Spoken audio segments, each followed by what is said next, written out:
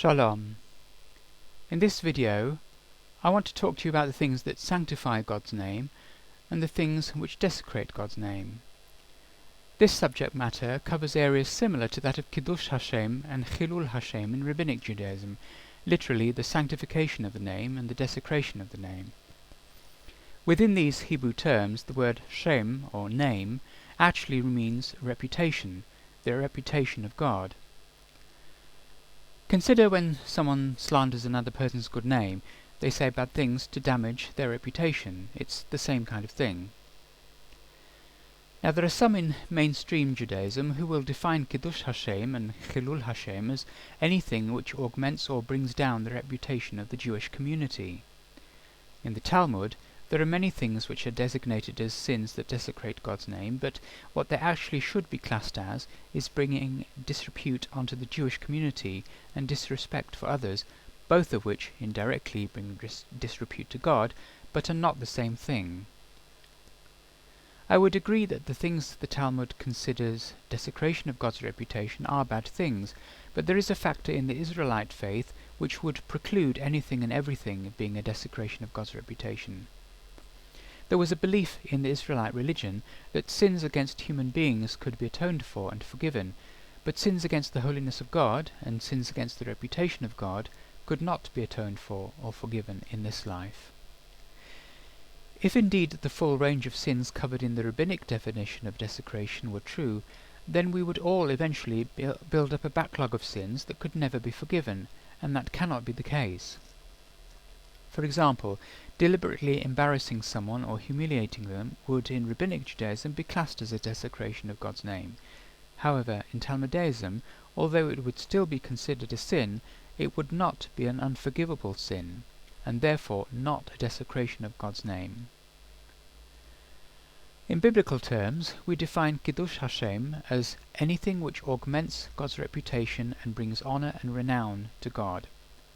Conversely, Chilul Hashem is anything which desecrates, mocks, or badly misrepresents the power and reputation of God.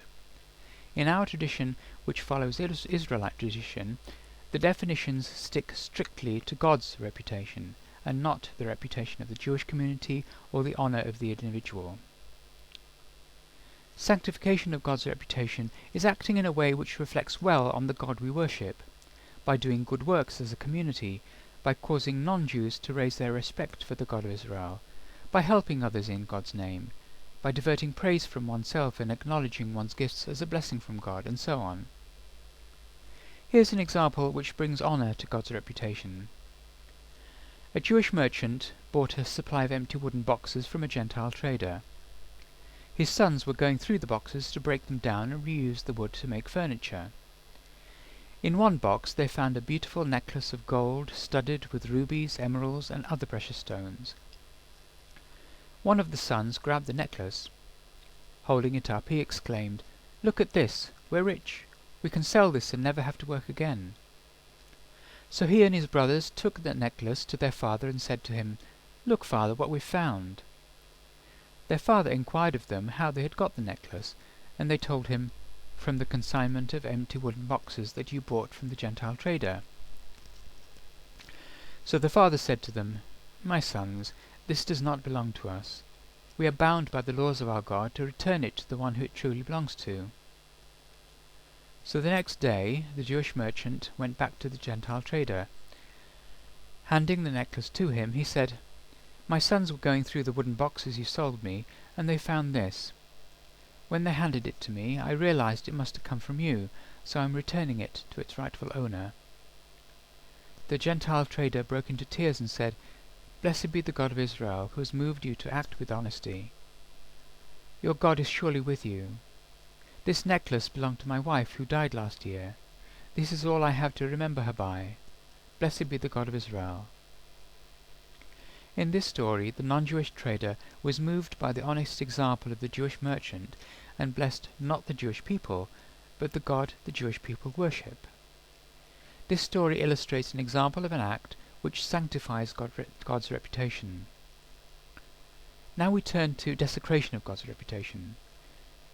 Examples of such desecration would be mocking God's power, misrepresenting God's miracles as magic, wrongly describing God's nature so that it becomes like that of pagan gods, or when a representative of God abuses and ill-treats other people, causing God's reputation not to be trusted, causing others to hate God as a result of one's actions or words, doing evil things in God's name, or claiming one's own words are from God.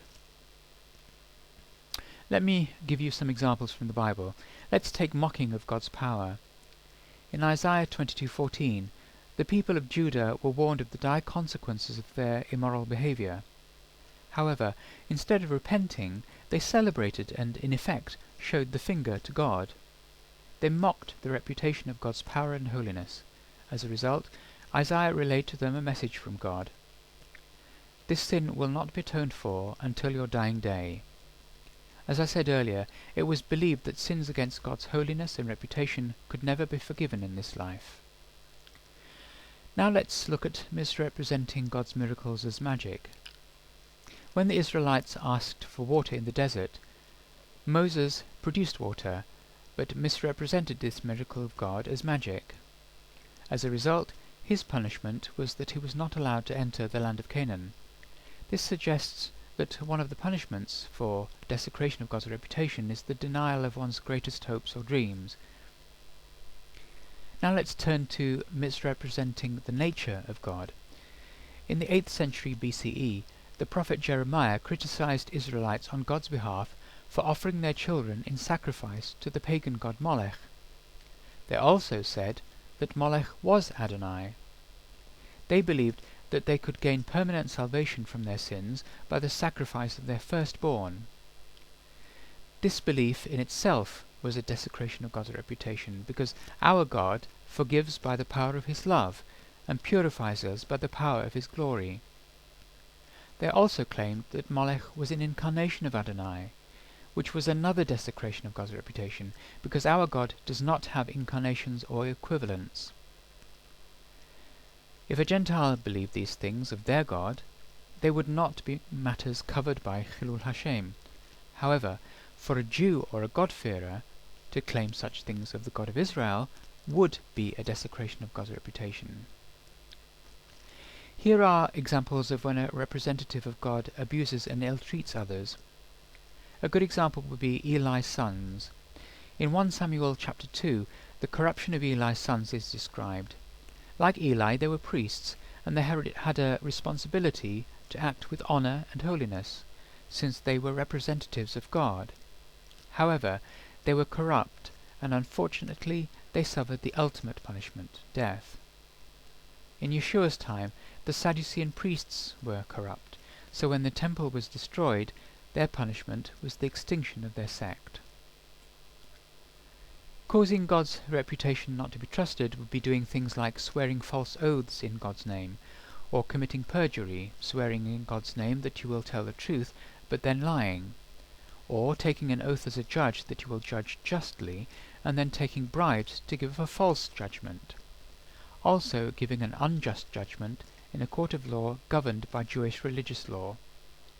All these things are covered by the third commandment, which forbids swearing falsely or doing evil things in God's name. The next instance is really one for religious fundamentalists to take note of. If, by one's intolerance, hatred, or hurtful words and deeds, a Jew causes another person, whether Jew or Gentile, to hate the God of Israel, then this is a really serious desecration of God's reputation.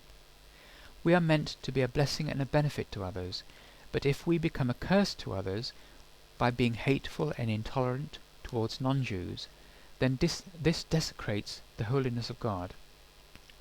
In the land of Israel, if by the unjust actions of the Jewish authorities a non-Jew is ill-treated or delivered an unjust ruling in a court of law, and thereby that non-Jew is caused to hate the God of Israel, then the perpetrator of that ill-treatment or injustice has committed a desecration of God's reputation, a sin that cannot be atoned for or forgiven.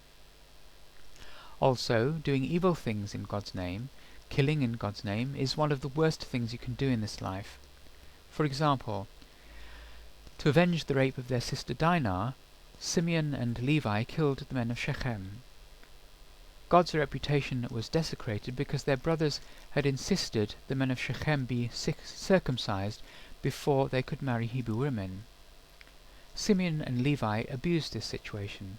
No matter the rightness of their cause, they killed in God's name. In Yeshua's time, the Zealots were also guilty of killing in God's name. They desecrated the temple by setting up engines of war there, abominations where they had no right to be, and they killed and shed human blood in the temple. Again, their movement would end shortly after the destruction of the temple.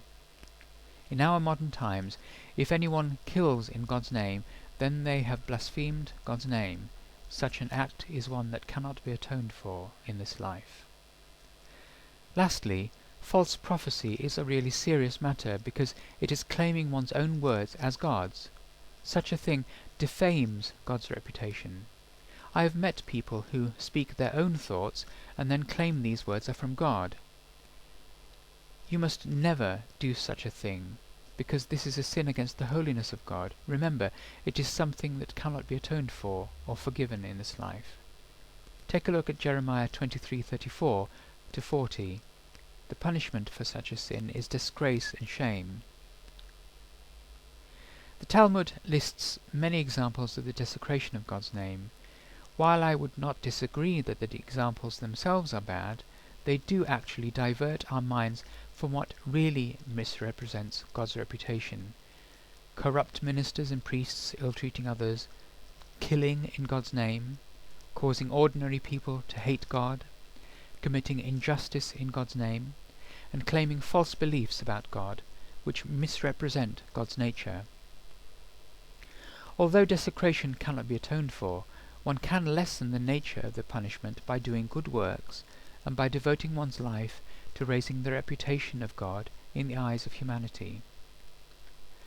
I would like to finish by telling a parable that illustrates the kinds of things that sanctify and bless the reputation of the God of Israel. There was a rich Israelite who went to live in a foreign land. While he was there, he encountered another tribe of people who were also foreign to that land. However, he noticed how they lived in poverty, and the soul of their people was dying because they had forgotten their traditions and language. Moved by their plight, he set up a place where food and clothing could be distributed to them, and paid for the education of their children. He also employed some of the elders of their people to teach the younger generation their customs and language, and even their pagan religion, so that they could regain their pride and value as a people.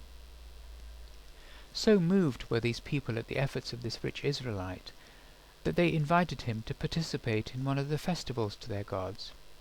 However, the Israelite man said, "I am honored that you would think of inviting me as a guest, but the laws of my God say that I can only witness to the ways of my God. I am afraid I must decline your invitation." The elders of the people were offended, and said, "But you have done so much for us. Will you not join us so that we might thank you?" But the Israelite man said, "As I said, I can only witness to the ways of my God. I have done so by feeding and clothing your poor, educating your children, and giving you back the self-respect of your culture." The elders of the pagan people were astonished, and cried out, "Blessed be your God, who has compassion and love even for those who do not follow him." Shalom, and thank you for listening.